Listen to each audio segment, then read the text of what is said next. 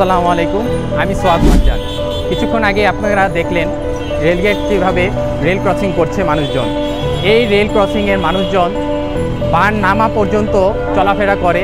তারা তাদের জীবনের কোনো ঝুঁকি নিতে চাচ্ছে না, তারা তাদের মতো অবাধে চলাফেরা করছে।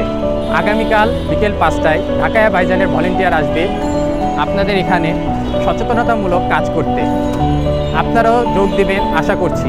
ইনশাআল্লাহ আপনাদের সাথে আগামীকাল দেখা হচ্ছে। আপনাদের সাহায্য কামনা করছি। আসসালামু আলাইকুম।